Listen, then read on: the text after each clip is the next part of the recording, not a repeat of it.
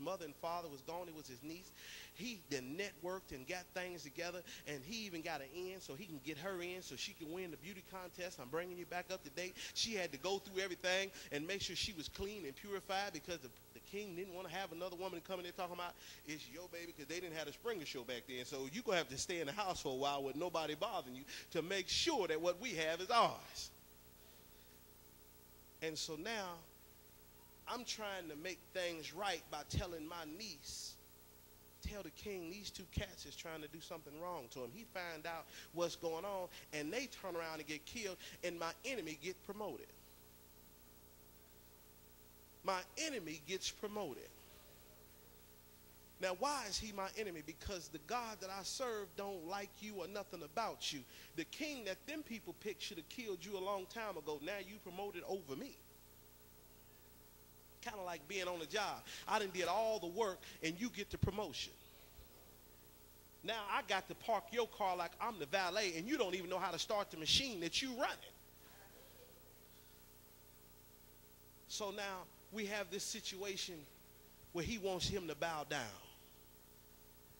And Mordecai said, I'm not bowing to you or nothing about you. The story goes on that he has some servants, so now you want me to bow down to your people. It's not happening. So they turn around and they go tell this Haman, this man ain't giving us the respect we deserve. I've seen that in the world.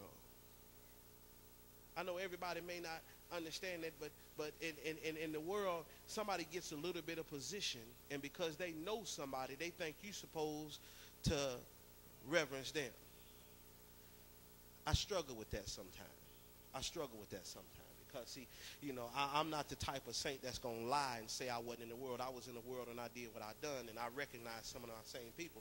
And I understand the attitude that you had when we was in the world. And so now, because you coming to church, you was a liar then. Now you coming over here and you still a liar. And because you done lied your way to a piece of position, I'm supposed to respect you and believe your lie. I didn't believe your lie when you was in the world. You ain't done nothing but came in here and still doing the same lies. That don't work with me. It's all about our characters now. Let's just be real.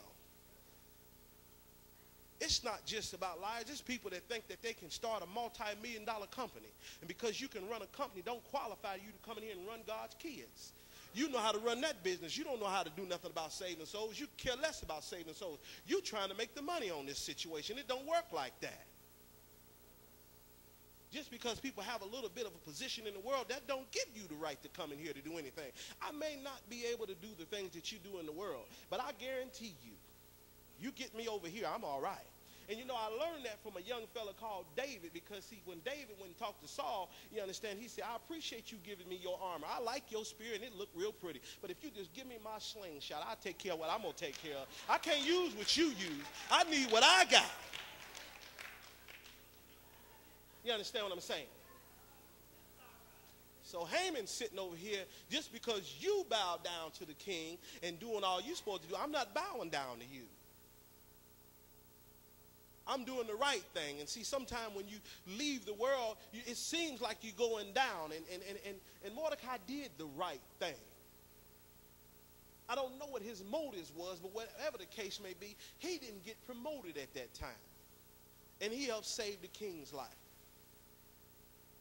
I encourage you, when you witness to somebody and you're laboring and you start to see them get blessed, don't you worry about it. God is going to take care of you too. Because sometimes it's a struggle when you're struggling in the word of God and you start to encourage somebody else and you start to see them getting blessed and you wonder, God, why are they getting blessed and I'm not getting blessed? Well, family, let me give you the answer, because see, God ain't going to always tell you his business, but sometimes he'll send somebody to let you in on the inside. You understand? Because they're getting blessed. Why? They're getting blessed because God needs to get them to safety. You safe. I need to get them to safety. Don't worry about, I know you need a car, but I need to get them away from where they are. I need to get them to know me just like you know me.